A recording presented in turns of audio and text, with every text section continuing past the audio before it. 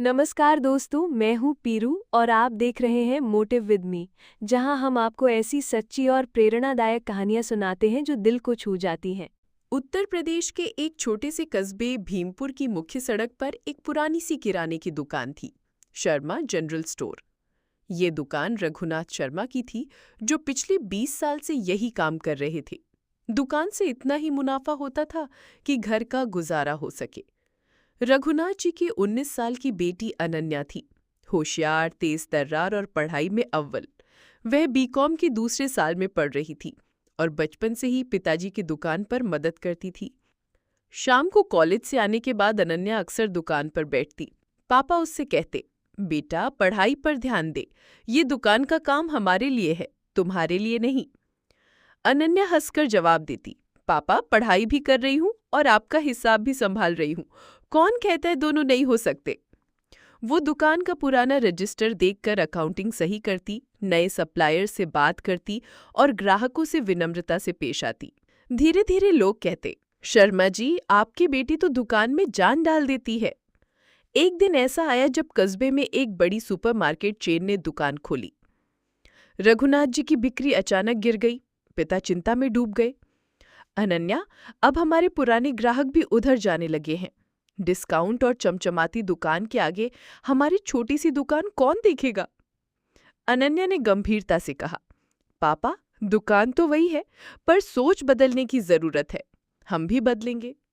अनन्या ने इंटरनेट पर business management और डिजिटल मार्केटिंग के छोटे छोटे कोर्स करने शुरू कर दिए।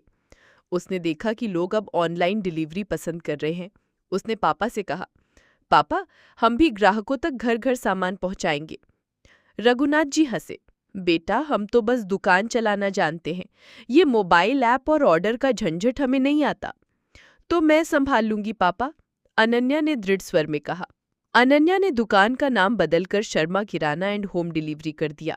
उसने एक छोटा सा व्हाट्सएप ग्रुप बनाया जिसमें मोहल्ले के लोग जुड़ गए। ग्रुप में रोज सुबह ऑफर और प्रोडक्ट लिस्ट डालती और जो भी ऑर्डर करता पापा या अनन्या खुद डिलीवर कर देते। पहले हफ्ते में ही पुराने ग्राहक वापस आने लगे। सब कुछ अच्छा चल रहा था, तभी अनन्या को एक दिन कॉलेज से लौटते समय सड़क पर गिरा हुआ एक थैला मिला। उसमें 5,000 रुपए थे, जो दुकान का कलेक्शन था। पता चला कि पिताजी से गलती से रास्ते में पैसे गिर गए थे। रघुनाथ जी का चेहरा उतर गया। बेटा आज तो नुकसान हो गया। अनन्या ने उन्हें ढांढस बंधाया, पापा पैसे चले गए तो क्या हुआ, हमने भरोसा कमाया है, वो नहीं खोना चाहिए। कल से दुगनी मेहनत करेंगे। उस रात उसने एक प्लान बनाया। कैश की बजाय डिजिटल पेमेंट को बढ़ावा देने था।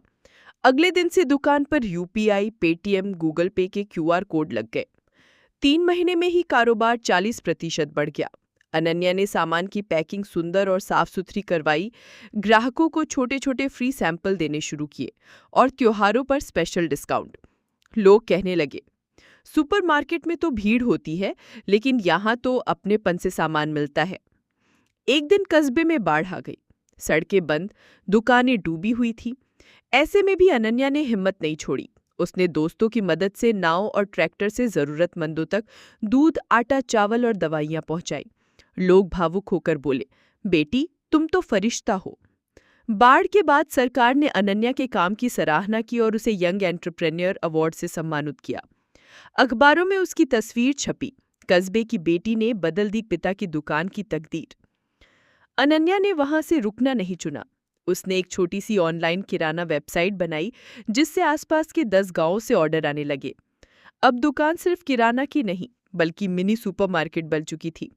रघुनाथ जी एक दिन दुकान के बाहर खड़े होकर बोर्ड देखते रहे, शर्मा किराना एंड सुपरमार्केट, अनन्या शर्मा द्वारा संचालित। आंखों में आंसू आ गए। बेटा तुमने तो वो कर दिखाया जो मैंने कभी सोचा भी नहीं था। अनन्या मुस्कुराई, पापा आपका विश्वास ही मेरा पूंजी था। सीख, बदलते समय के साथ सोच और मेहनत बदलना ही असली जीत है। अगर हिम्मत और विश्वास हो तो छोटी सी दुकान भी बड़े सपनों का कारोबार बन सकती है। ऐसी ही और प्रेरणादायक कहानियाँ सुनने के लिए चैनल को सब्सक्राइब करें और बेल आइकन दबाना न भूलें।